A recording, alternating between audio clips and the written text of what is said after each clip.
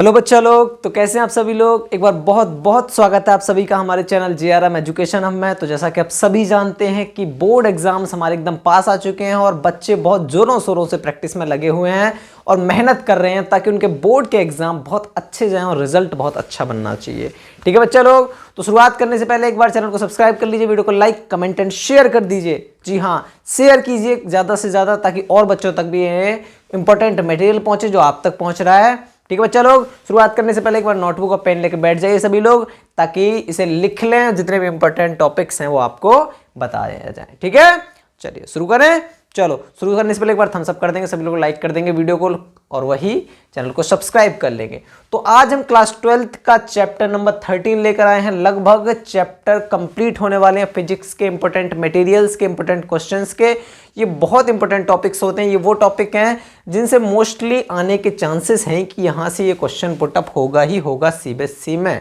ठीक है, तो आपके जो एग्जाम होंगे उनमें जितने भी प्लेलिस्ट वाले जितने मैंने बनाई है, जो प्लेलिस्ट बनाई है उसमें चैप्टर वाइज इंपॉर्टेंट टॉपिक बताए गए हैं, इंपॉर्टेंट क्वेश्चंस बताए गए हैं कि आपको यहाँ से ये टॉपिक ये क्वेश्चन आने की संभावना, आने की पॉसिबिलिटी ज़्यादा है बच्चा लोग। ठीक है, तो बच्चा लोग आप लोग मेहनत कीजिए और जितनी जो हमारी प्लेलिस्ट है उसमें जाकर आप फिजिक्स के क्लास 12th के इंपॉर्टेंट क्वेश्चन जितने भी हैं वो जाकर कवर कर सकते हैं। और जो 10th क्लास वाले बच्चे हैं जिनके बोर्ड्स के एग्जाम्स हैं वो भी जाके वहां पर अपना इंपॉर्टेंट मटेरियल बोर्ड्स के लिए देख सकते हैं। ठीक है, चलिए तो शुरुआत करते हैं। रेडियस ऑफ पहला टॉपिक क्या है, तो हमारा चैप्टर है 13 जो कि सेकंड लास्ट चैप्टर है फिजिक्स का। ठीक है, इसके बाद एक और चैप्टर बचा है सेमीकंडक्टर, फिर इसके बाद तुम्हारी फिजिक्स कंप्लीट होने वाली है। ठीक है, चलिए तो 13 जो है चैप्टर का नाम है न्यूक्लियाई। बहुत इंपॉर्टेंट टॉपिक है और हाँ, इससे इतना मार्किंग गेन ज़्यादा मार्किंग का नहीं है, इसमें स्कोर ज़्यादा इतना हाई नहीं है इसका, बट इंपॉर्टेंट है। कुछ क्वेश्चंस कुछ टॉपिक्स ही हैं जिनसे मोस्टली क्वेश्चन आने की पॉसिबिलिटी होती है। ठीक है बच्चा लोग, चलिए तो शुरू करेंगे। तो रेडियस ऑफ न्यूक्लियाई, इससे MCQs आने की चांसेस ज़्यादा हैं, तो आप लोग इससे क्या करेंगे, रेडियस ऑफ न्यूक्लियाई को MCQs टाइप को इसको प्रिपेयर कर सकते हैं। ठीक है, तो रेडियस ऑफ न्यूक्लियाई से क्या आ सकते हैं, इस टॉपिक से आप क्या आ सकते हैं, MCQs वगैरह आने की पॉसिबिलिटी है। ठीक है, चलिए तो पहले आप इसे कर लेना। सेकंड जो है बाइंडिंग एनर्जी कॉन्सेप्ट जो है, इससे न्यूमेरिकल और थ्योरी दोनों आ जाते हैं। ठीक है, क्या बाइंडिंग एनर्जी कॉन्सेप्ट जो है उससे न्यूमेरिकल भी आने की पॉसिबिलिटी है और क्या, तो इससे आपको पता ही है एक्सप्रेशन टाइप का, तो आपसे पूछेगा नहीं, पूछेगा भी तो पता ही है आपको, डेल्टा वाला जो फॉर्मूला है वो आप कर लेना। ठीक है, उससे न्यूमेरिकल वगैरह और थ्योरी दोनों टाइप की फंस सकती है। ठीक है, तो न्यूमेरिकल कर लेना आप और इससे थ्योरी वगैरह इसकी पढ़ के जाना, तो आपको बाइंडिंग एनर्जी कॉन्सेप्ट से जो भी न्यूमेरिकल या थ्योरी पूछी जाएगी, ठीक है, तो वो आप आसानी से उसे कर सकते हैं। इसे कवर कर लेंगे, ज़्यादा हार्ड नहीं है, इजी ही है। ठीक है, मैंने कहा ना एटम्स और न्यूक्लियर चैप्टर हैं इजी, छोटे टॉपिक हैं, बस वो थोड़ा सा ये है कि आपको बस पढ़ना है। ठीक है, चलिए थोड़ा सेमीकंडक्टर तो बहुत अच्छा चैप्टर है। ठीक है, वो थोड़ा सा मार्किंग गेन वाला चैप्टर भी है, अच्छा चैप्टर है।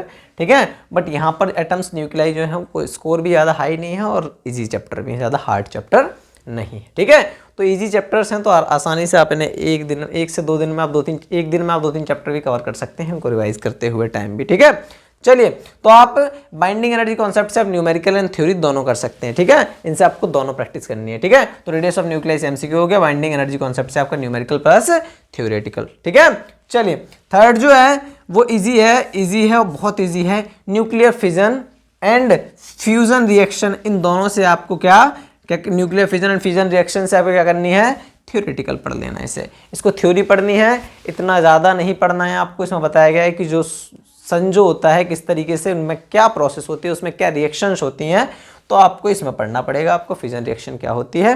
ठीक है, तो ये कुछ 3-4 टॉपिक हैं जो आपके लिए इस चैप्टर से इंपॉर्टेंट है बच्चा लोग। ठीक है, तो आप इसे करके जाइए, ये इससे ज़्यादा आपके लिए बाहर से कोई इंपॉर्टेंट नहीं है। ठीक है, जो प्रीवियस ईयर्स में क्वेश्चन पुटअप किए गए हैं या फिर जो भी इंपॉर्टेंट 10 ईयर्स या प्रीवियस ईयर्स में जितने भी इंपॉर्टेंट टॉपिक्स हैं उनसे ही निचोड़ निकाला गया है ये।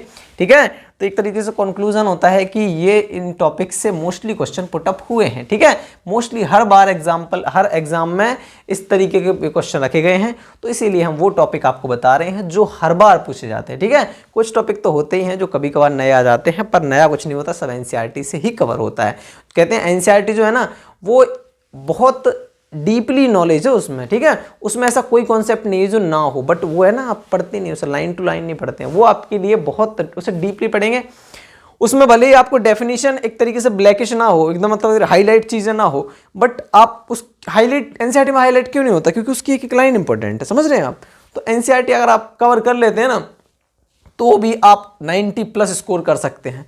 बट अगर आपको नॉर्मली एकदम इजी और स्मार्टली मटेरियल चाहिए तो आप कोई रेफरेंस बुक अफोर्ड कर सकते हैं, जैसे कि एसएल अरोरा वगैरह हैं, ठीक है, और भी बहुत सारी हैं, ठीक है।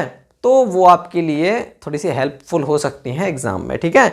चलिए बाकी एनसीईआरटी के जितना भी एक्सरसाइज वगैरह है बैक एक्सरसाइज कर लीजिए, उनके प्रीवियस ईयर क्वेश्चन कर लीजिए 10 ईयर्स के, और बाकी जो भी इंपॉर्टेंट मटेरियल है जो आपको टीचरों ने प्रोवाइड किया हो, जो आपके नोट्स बना रखे हो आपने, उनसे कवर कीजिए, आपका हो जाएगा, ठीक है बच्चा लोग।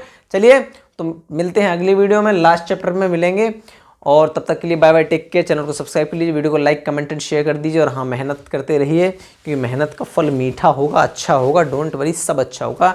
एग्जाम से घबराएं नहीं बिल्कुल भी, ठीक है। So don't worry about anything कि एग्जाम कैसा आएगा कैसा नहीं आएगा, बस अपनी मेहनत पर लगे रहिए, एग्जाम आएगा तो हम कर ही लेंगे, ठीक है। चलिए बहुत बहुत शुक्रिया आप सभी का बच्चा लोग।